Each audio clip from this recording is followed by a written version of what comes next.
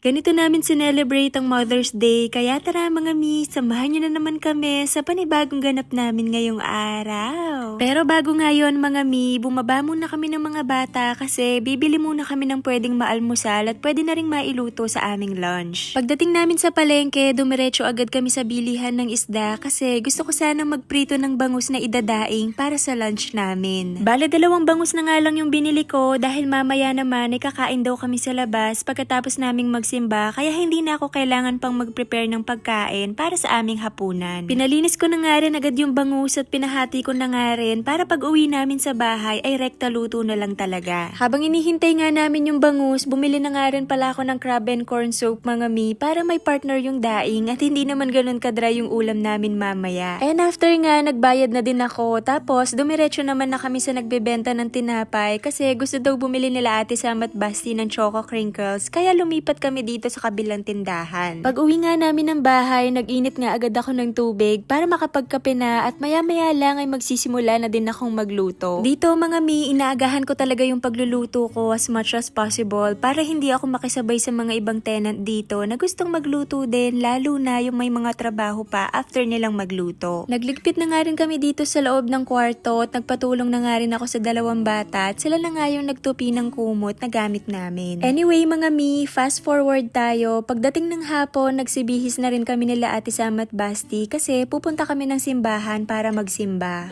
Hi mga mi! So, today, pupunta kami ng church. Pero, wala pa kasi si Daddy Bino. Galing pa siya ng trabaho. So, magmi-meet na lang kami doon. And then kami, magta-taxi na lang. So, see you!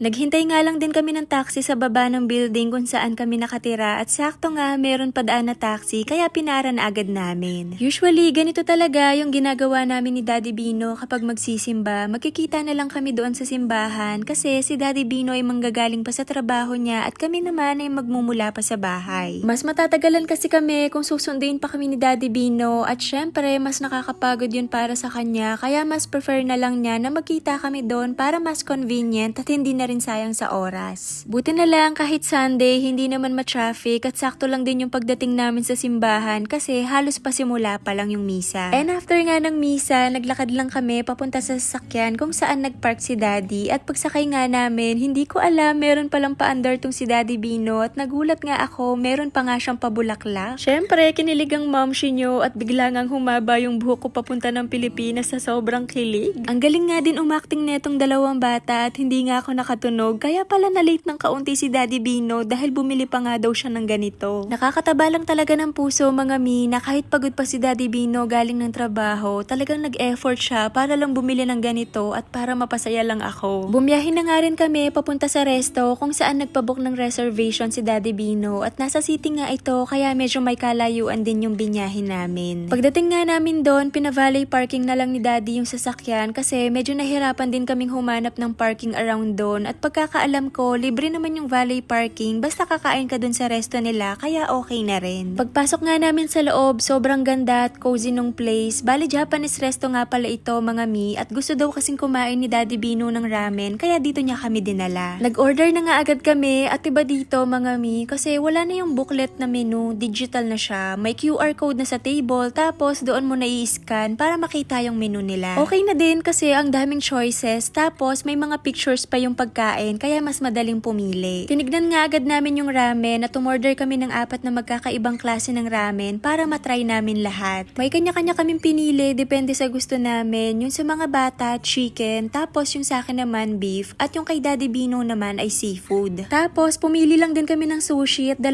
klase nga yung in-order namin. Yung isa Tokyo to California at yung isa naman crispy prawn. Habang inihintay nga namin yung in-order namin, pumunta nga ako dito sa bar area nila para makita kung paano nila ginagawa yung sushi. Ang gandang panoorin mga mi kasi sobrang linis at organized ng workstation nila at kitang-kita mo talaga kung paano nila pine-prepare ito at sobrang bait din ng chef kasi pumayag siya na videohan ko siya. Anyway, pagbalik ko nga sa table namin, nag-serve nga sila ng welcome drinks na tea at hindi ko nga masyadong matandaan kung anong exact tea yun pero ang sarap niya kasi meron siyang parang mint na lasa at hindi siya yung typical na mainit na tea, yung malamig talaga. Habang naghihintay nga kami kami sa pagkain, kwentuhan lang kami kung ano ba yung nangyari sa maghapon namin. At si Daddy Bino naman nagkakwento rin kung paano yung work niya kanina bago siya dumiretso ng simbahan. And ayan mga mi, isa-isa na ring sinerve yung pagkain namin at medyo nagkapalit-palit pa nga kami kasi nalito na ako kung kanino ba yung order na ganito at ganyan. Siguro dahil na rin sa gutom. Natuwa nga din ako mga mi dito sa pag-serve nila ng sushi at ang ganda nga ng presentation, may pausok-usok effect pa nga.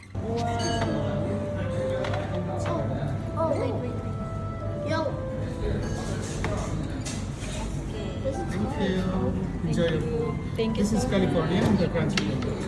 Thank you.